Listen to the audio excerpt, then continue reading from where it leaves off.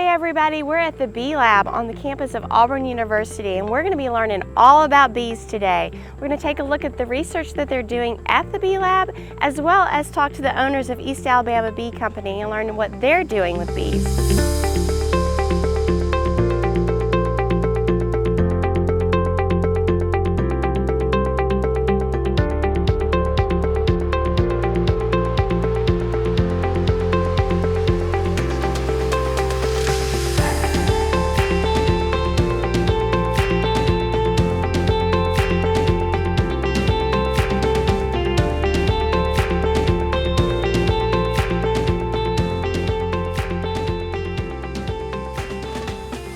Hey everybody, we're here with Dr. Jeff Williams with the AU Bee Lab. So Dr. Williams, tell us a little bit about yourself and what the AU Bee Lab is. All right, well, yeah, thanks for visiting with us. We're on campus, not at the Bee Lab, but at one of our Bee Lab locations where we keep honeybee colonies. So they're called apiaries or bee yards, and we've got them scattered throughout the city and throughout campus.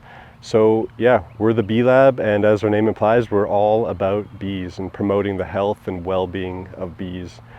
I really like to think that we're a good reflection of the whole university in terms of like its mission as a land-grant institution. We do research, we do instruction, and we do outreach and extension, again, all to promote bees and really because of the importance that they play in our environment and our society. So very important ecologically, very important economically, and everyone just loves bees, so it just makes us feel good. So really try to foster all those benefits. Okay, great. So can we take a look at some of your hives? We can. All right. You're gonna have to put your hood on or your veil. Okay. Yeah, sometimes the bees like to protect their resources, so make sure you zip up.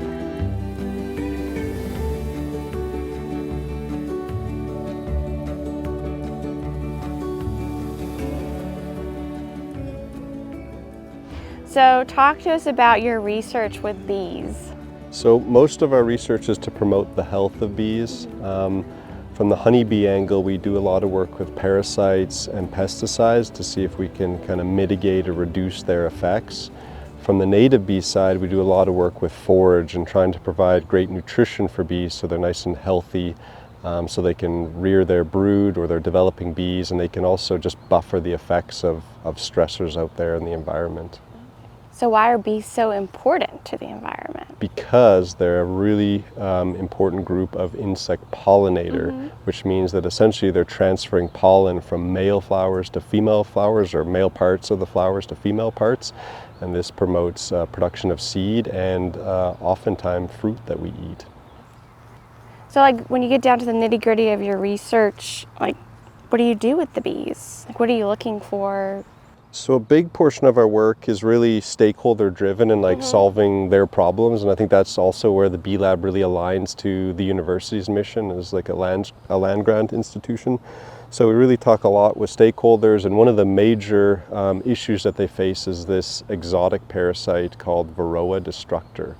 And the name kind of matches their effects on bees. So they ultimately just reduce the lifespan of honeybees. So really thinking of like practical solutions for beekeepers, for example, to ensure that colonies are nice and healthy so that they have lots of bees and they can go out and pollinate the different crops in Alabama, but also just across the country. So what is a beekeeper, and like what's their main purpose of having bees? So I guess the definition of a beekeeper is someone who essentially cares for and tends to a honeybee colony, and that honeybee colony is fairly reliant on that beekeeper. So it's really like a like a servant to the bees to make sure they're healthy. They have food, they're healthy, but there's different types of beekeepers and reasons why people keep bees, and that's one thing that I really appreciate. It's just so diverse. So you have a lot of people that just do it for fun, like recreation as a hobby, but then you also have a group of beekeepers that do it we call professionally or commercially, and that's where the bulk of their income comes from, and then just that spectrum in between. Okay. So if they're doing it for like the bulk of their income, could it be like because they're selling the honey, or like actually selling the queens or something? Yeah, exactly. So there's all kinds of what we call bee products. So beekeepers can sell honey like we do at the Bee Lab. You can make queens. You can even kind of divide colonies and sell those. So that's that's a big business for certain people. They have different models, and usually there's like a blending of selling honey and then selling queens, or maybe selling packages, which are like a portion of the colony, as well as selling queens. So that diversity allows beekeepers to be a bit protected under just different like economic situations. However, probably the most economically lucrative area for beekeepers is pollination. So a lot of beekeepers will truck their colonies across the country, pollinating important crops. So there's really like a diverse kind of activities that beekeepers can participate in, especially at that like professional level, to provide an income for themselves and their families.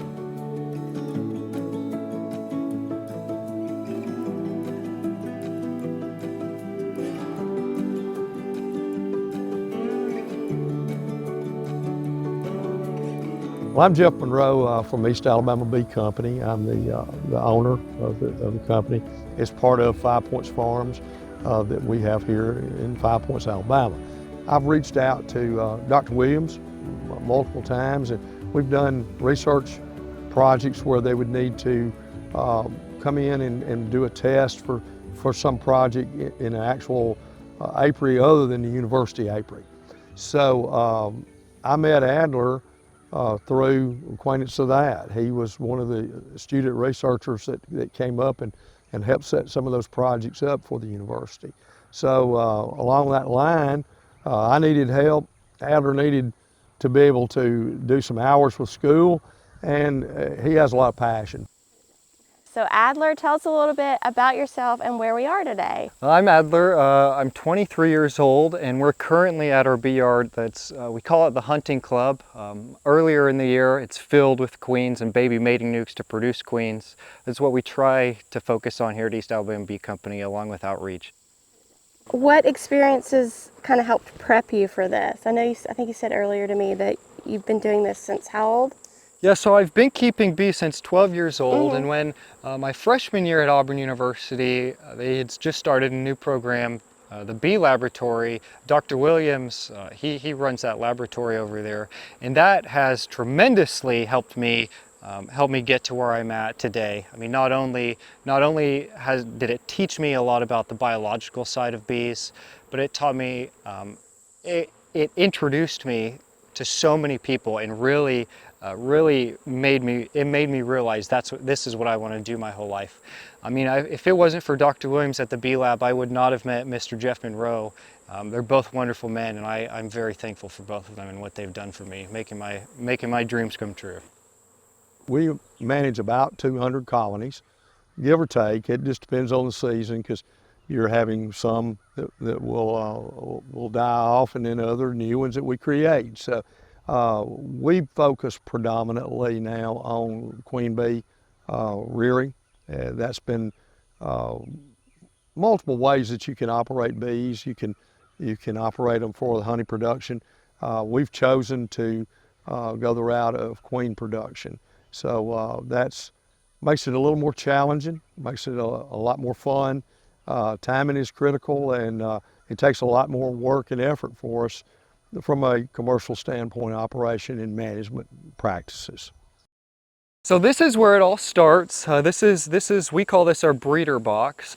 So if we look in here, you can tell this is a standard Langstroth box. That's the name for this style of box. Now there is one thing different. All of our colonies here, we run circle entrances, and the standard honeybee colony you might know has just like a slip on the bottom, a big slip all the way across, and they run them on bottom boards. All of our colonies are solid one pieces, where they go onto pallets, and that, if you can see behind us, and that helps us move our colonies around. We can also plug them up and move them a lot as well. So these are queen excluders, and what these do is they isolate the queen on these center three frames, and by isolating the queen on these center three frames, it allows me to come and pull the center frame out 4 days before I'm going to graft.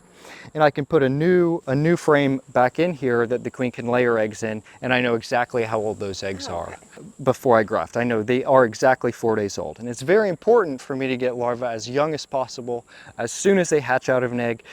We need all 16 days. A queen has a lot of complex organs in her body, and they really need to develop, so we want all 16 days. It wouldn't necessarily hurt for me to come in and graft, take larvae that are 6 or 7 days old, but the longevity of the queen and the quality of the queen will suffer significantly. Oh, okay. So we just got back from our breeder colony, and we have this frame right here that's been in there for 4 days, and we have day 1 old larvae, or day 4 1 old bees, and that's optimal time, the youngest age possible for a larva. We want to get the youngest larva possible so they have the longest amount of time before they hatch into a queen to develop. And what we generally do, the way most people make queens, there's many of other different ways to do this, but we graft. And we use a tool. We use this little tool called a Chinese grafting tool, and we graft our little larvae, our day 4 bees, from these individual cells. When we put them into this JZBZ queen cup is what it's called. And the idea of this is to mimic a queen cell. A queen cell normally sticks off like a big peanut off of the colony, off of the frame like this. And this being bigger, a wider opening, it'll encourage the bees to make it into a queen. So we have 15 cups to a bar. And to graft, it's very easy. It's a technical skill, and really a lot of people don't even keep bees. You don't even ever have to go in the bees to graft, to just move the larva over from one cell into another. And we use this Chinese grafting tool. There's a couple different other types, but this is the best one that I found. So the idea is we want to scoop underneath the larva, and we do not want to actually touch the larva. We just want to touch the royal jelly, which is the food that's fed to the little baby bees. And we scoop the larva up onto our grafting tool, and we take it and we push it right off into this little cup. Another thing that I like to do is I usually put 2 larvae in each little cup. That just increases my chance of acceptance of this queen cell, just in case I touch one of the larvae with this grafting tool, I drown one of them. A very interesting thing about bee larvae is they breathe through the side of their body, and if you flip them over during the grafting process, they'll actually drown in the food that they're laying in. So you have to be very careful not to flip it over, and really they're very sensitive little things. You don't even want to touch them with this grafting tool. The whole point of this is to pick up the glob of royal jelly. It's kind of like a cream cheese like white substance that they lay in. So now we're here at our starter finisher colony. We just got done grafting our larvae, our day 4 larvae, into our JZBZ queen cells, and we put them on this bar. It's called a cell holder frame, and we put the bar in the cell holder frame, and we'll add it into this colony. Now this is a starter finisher colony. During peak production, our starter finisher, we started out in the beginning of the year with 20 pounds of bees, and every time we add a graft, we add an additional 3 pounds of bees. I'll do that this evening. I'm going to come back and dump 3 pounds of bees in after we put this graft in here. So we just put in 4-day-old larvae, and they're going to stay in here for 10 days. So it takes 16 days for a queen cell to hatch, and we come in 2 days before on day 14 and pull them out of here. And the reason for that is when they hatch on day 16. And when they hatch, the first one that hatches will go and kill the rest of them. So day 14, we come and pull all of these cells out. Since there's no queen in here, we don't have to worry about any of these cells getting killed, getting destroyed. None of these bees don't have a queen, and they want to make a queen. And that's what we're using. That's the sole purpose of this colony is to produce queen cells. So on day 14, we come in. We don't want a queen in this colony. So 2 days before the cells are supposed to hatch, we come in and we pull all these queen cells out. And then we will individually place them at that point into little mating nukes, little tiny mating nukes, which we'll show you next, or 5-frame nuke boxes, which are standard size in the industry, just a little more bees, a bit more bees. They both have their advantages and disadvantages. Cool. So these are one way that we mate our queens. So after 14 days, the cells are in our starter finisher colony. I mentioned we pull them out and we bring them to these tiny little boxes. 24 hours before we introduce a new cell, I'll come through and I'll pull a mated queen out of these little boxes. That gives the bees a couple hours to realize, oh, we're queenless, and they're not as tempted to kill the new queen cell that I put in here. So here, what we're gonna do is we're gonna come in, check, look for eggs, look for capped brood, and make sure that we have a mated queen. And if we have a mated queen, we'll pull her out and put her in a queen cage to get ready to sell her and introduce a new queen cell in about 24 hours. Get them ready for a new queen cell to be added. So here we have 3 frames of bees. We have three frames in here, and I've pulled one out earlier. So let's see if we can find our queen in here. So here we can see our capped brood. So I know there has been a queen in this colony in the past 3 days because we have eggs. We have eggs, 1 egg in each of these cells. So here's a queen, found her in her mating nuke. And now what we do is I put a mark on her, and we mark our queens a different color every year. And after her dock gets dry, we have multiple queen cages that we use to store queens. They also work as an introduction method to other colonies. So this is called a JZBZ cage, and it's a little cage that we can put our queen in, along with a couple other attendants, a couple other worker bees, just to take care of her. And this tube right here is usually filled up with sugar, a sugar candy, and the reason for that is if I just take this queen and introduce her to a new colony, they'll kill her because they don't know who she is. But if we give a candy plug, by the time the bees eat through the candy, they'll have accepted her pheromone and they won't kill her. And here we go. This is our queen, our mated queen, from an egg to a mated queen.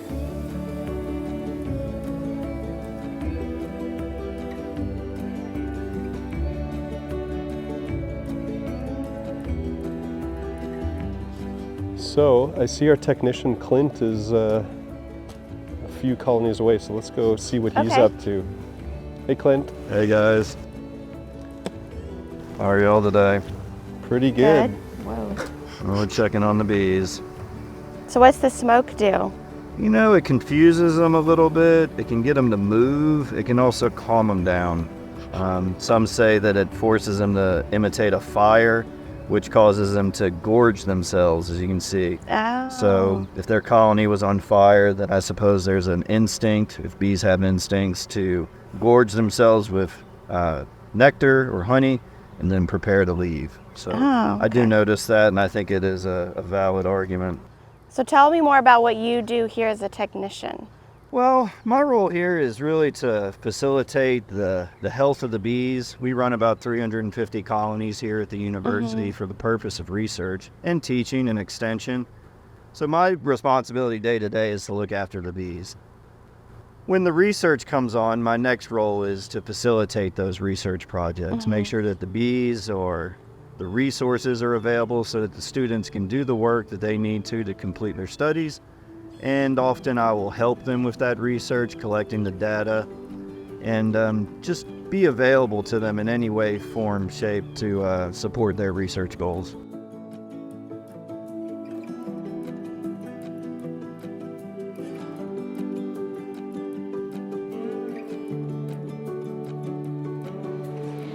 So Emily, tell me a little bit about yourself and your role within the Bee Lab. Yeah. So I am recently a graduated undergraduate student, but for about 3 semesters of my time here, I've been working at the Bee Lab. I first started to receive my research credit to earn my degree, and I've just stayed on. Now I work as a technician, and I'm paid, which is great, and I've just really enjoyed my time here. I worked on a couple different studies, and one that we're working on right now has to do with the hive beetles, which is a pest within the hives. And there's not too much known about it. So right now, a team from Switzerland, they just came over, and basically what I'm doing is the larvae have hatched within these little jars of sand and food. And so this is a sample that we got from our Wire Road apiary, and they were prepared with honey and pollen as their food source. So like sometimes one of these has brood comb, so it's like different variable food sources. So basically what happened is I just got this from the incubator and I brought it out because they started emerging within the past 24 hours. So I'll take it off and I have to kind of keep it closed because they'll fly away on me, actually. yeah. So I take these little forceps, and if I can grab him, sometimes I'll just grab him with my hand, which he just came right out for me. And I'll get one of these tubes right here, little centrifuge, and I drop them in, close them up, and then I'll label them all once I've got them all pulled out from the dirt. I'm expecting 52, so I have about 48 so far, but I have a few more to pull out, and then I'll label them and take them over to the other side of the lab, and I can weigh them and identify their sex, and then we'll measure them, and then that's really all the data we collect so far. But yeah, so that's what I'm doing. But is the goal is to like figure out what they do to the hive and get more details in that? And Yeah, so basically what we're trying to find out is, you know, which food source works best for them. There's a couple different variables within here. Some of them are food quality, some of them are food quantity, some of them are starvation, just to see like how long they survive, and then like which types of food they like best, because we're trying to figure out, okay, what in the hive are they feeding on, what do they like best, how much do they need, just so that we can better understand how they survive, how they develop, all that kind of stuff, so then we can work towards a goal of, you know, keeping them out of our hives and that kind of a thing. Oh, okay. I've learned so much, even in the research side, but then also like lately I've more so been out in the hives with Clint. I've been learning about, you know, how to make a nest in a brood box and how to extract honey and all those kind of things. So it's been really interesting getting to learn the beekeeping and the honey extracting, but also then some of the science behind it. I've gotten to kind of see every side. So how does beekeeping or having hives on your farm help the agricultural crop? Like, what's the role in that for farmers? That's a good question. It would depend on the farmer. So if we're looking at a direct relationship to the honeybees on site and the agronomic value that honeybee colony will give, you would have to consider the crop being grown on site. So there is obvious evidence that you can get an increase in lint production on cotton with the presence of honeybees. Set on soybean can be improved slightly with honeybees. If you're pollinating fruit trees, if you're growing anything that's in a niche such as blackberries, blueberries, kiwi fruit comes to mind, all of those things directly benefit from honeybee pollination or native pollinators in general. And then in broad terms, by having honeybees on your site, you're really dealing to an entire ecosystem. You're encouraging pollinators across a huge footprint that will probably go well beyond your fence boundary. So, you know, honeybees on the farm or on the orchard is really a dynamic opportunity to increase diversity. And I think with that increased diversity, you're going to have a positive influence on your farm. All right, Megan, we spent a lot of time with our honeybees, but there's over 4,000 native bees in North America, and part of our lab is working with them. So let's go check out another site focused on native bee nutrition. Awesome. Let's go.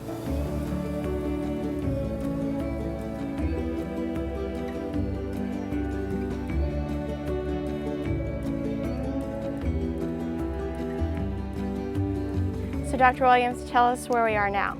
All right, we're at the Fine Arts Museum, and so we partnered with them. We're looking at wildflowers. So several of our projects are dealing with promoting wildflowers, which are important sources of nectar and pollen for our bees. And so that's the protein source, the carbohydrate source that they need to survive and do what they need to do and provide those important ecosystem services, which primarily is pollination. Okay, so this is working a lot with native bees? Primarily, although there will be some honeybees visiting. We've tried to kind of transition from that big social organism, that superorganism, to some bees that may be solitary, all the way to nesting and aggregations. And there are some native bees that are also living in a social environment, such as bumblebees that you're probably familiar with. Oh, okay. So is that the big difference between native bees and honeybees, the socialization? It's part of it, but not necessarily. So like the big thing with the honeybees is that they're managed and they really require beekeepers or caretakers. Whereas native bees, they're not so heavily managed, although as we'll learn today from some of our students, we humans can have quite an impact on those native bees by the things that we do to the environment. So what are some of the opportunities for students who are interested in bees? What can they do with it? So we have several students that work as technicians. So that means they're working on very specific parts of projects, like collecting data mainly. But we also have opportunities for undergraduates to really own their own project. So they'll help design an experiment with our help, and then they'll work to collect the data, analyze it, and then communicate it out in a report, and in some cases even like a presentation to stakeholders. So we've got a lot of opportunities for like growth and development. Whether or not someone really wants to stick with bees and pollinators their whole life, we hope they learn other skills like that are just key to life, like organizing their time and hard work, for example, communicating with people that they're working with. So yeah, again, hopefully that they'll learn some key life lessons. Yeah. And we have several students that transition into graduate studies too. So that's when they really take charge of several projects and are really acting a bit more independent. Again, related to pollinators. So yeah, we're here at the museum, and we've got two students, Zach and Abigail. So come on over. I want to introduce you to them.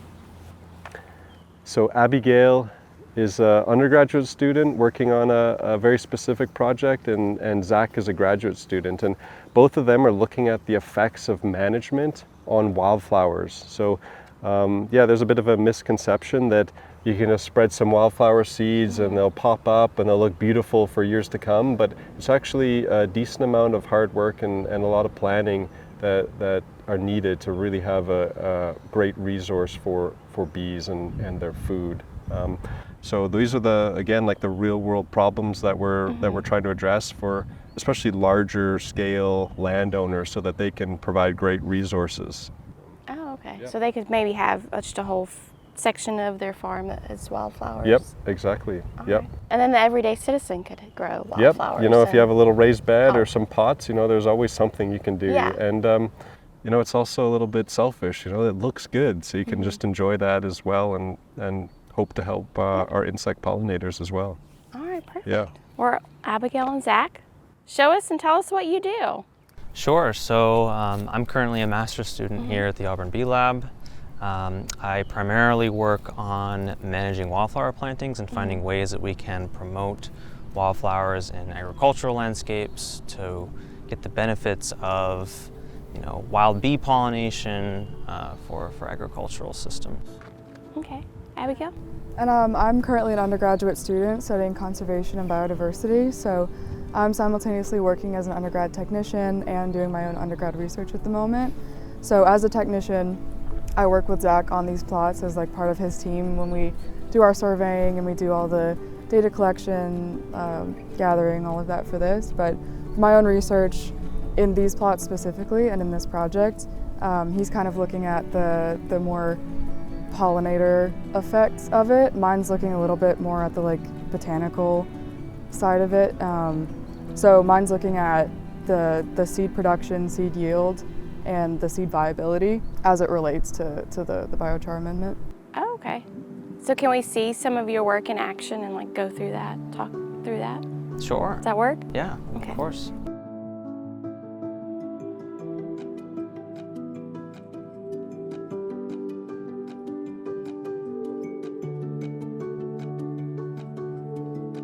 So Zach, talk us through your research. How did it come about, and what do you do with the research? Sure. So here at the Jewel Collins Smith Museum, we've installed a wildflower planting.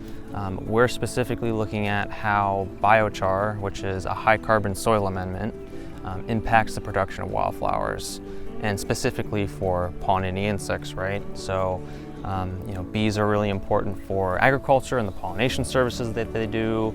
And by installing a wildflower planting, you can increase pollination around and within your agricultural system. So, but for this project, our biochar soil amendment, it should cause improvements on, the soil quality, and that should translate back up through to the plants and increase the pollen and nectar resources the bees need, which for their survival and reproduction. Oh, okay.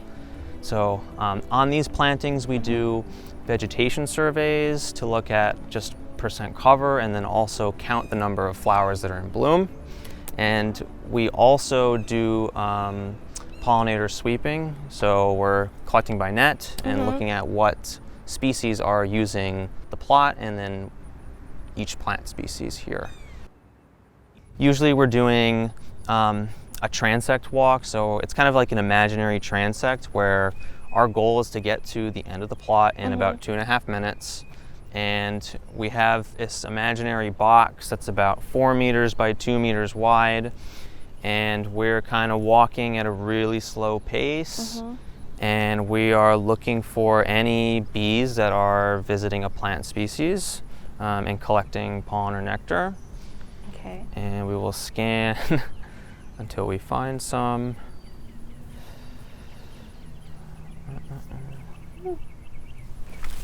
So once we have one, we net it, we pinch off at the base of the net. Did you really get one? And yeah, there's a small sweat bee inside the net. So, and that was visiting our black-eyed Susan that we planted. So, and that's the hope, that they're visiting what we plant in the plot. So how do you count like you literally have to go count the flowers? So no, sort of. So we for this project, we would roll a transect down the middle, and we have meter squared quadrat frames made out of PVC, and we lay those along the transect, 10 of them, and we will count each individual flower inside those quadrats. So we're not counting the whole thing, we're kind of getting an estimate of what's inside based on the quadrat counts. Got it. Okay, so I was like, that would be a lot of work. A lot of work. So Abigail, tell us about your research and what you're doing out here. Yeah, so my project is pretty heavily intertwined with Zach's. Mine is kind of taking some data that his doesn't really get, so we're kind of getting like a nice full picture of what's going on here with mine and his combined. So mine is more looking at the seed production and the seed quality and viability. So what we do in the field is all of these plots here are sectioned off into these like 10 equal quadrants. So on each subplot, I'm collecting 10 of a complete flower head like this one. And then a subset of those seeds will be kept for testing and a subset will come back here afterward, after they've been measured, weighed, things like that. Because really the way that this project kind of sustains for the future is that all of these seed heads right here, as soon as they're seeding, they're dropping into the same subplot. So it's able to like sustain itself year after year after year. And that way we can see like the interaction with the biochar and how that kind of changes year by year. So I think one of the things that people don't fully realize about our lab is that we are the bee lab and we are in that way very entomology focused, so very insect and pollinator focused. But you can't have a bee without a flower and you can't have a flower without a bee. So a lot of what we do also focuses more on like botany and horticulture and just plants and stuff and how those are actually going to interact with the pollinators. So I think that's something I didn't realize either as an undergrad because I started working here over a year ago now. And when I came in, I wasn't very like entomology interested, I guess. I hadn't taken any classes on it yet. It just sounded really interesting and really cool. And I thought it would be a great experience because it's something I didn't know a whole lot about and I kind of wanted to. But I've learned like through my classes and stuff that like plants are really something that I'm very interested in. And so even though it's a very bee pollinator focused lab, I'm getting a lot of those experiences that I really want to have anyways. So this project is perfect for getting those kinds of experiences. So what's next? How do you think you're going to use the skills that you're learning in the lab to further out? So a lot of the experiences that I'm getting with this undergrad research, it's a lot of things you wouldn't otherwise get. So you'd really just be kind of thrown into the deep end. So what I've done so far is I've written up an official proposal, had meetings, gone through like methodology meetings of, how can we get this project off the ground? Like, what are we going to need? What are some of the logistics, things like that. So it's a lot of communication, and it's a lot more team-based than you would think when you're doing kind of an individual undergrad research project. So you've got a lot of mentors and you've got a lot of people who are really experienced. Like you work with graduate students who are doing what you're doing, but in a much more official capacity. So that's a lot of experiences that you can share with people who are kind of getting those same experiences as you are. A lot to learn from the people that you're working with. So I think it's great for communication and like team building, really knowing how to work in this environment, and then getting a lot of your own fieldwork experience, because fieldwork is a huge part of research that you don't really think about at first. Like you can design a project and you can get everything ready, but then you gotta go and do the physical work. Yeah, it's a great way to get a very real-time picture of what your future could look like if it's something that you choose research. Yeah. That's really insightful, all the things that you're taking in, and you're doing this work, and it really could have a huge impact later on the agricultural industry. And so that's really cool to be a part of something like that.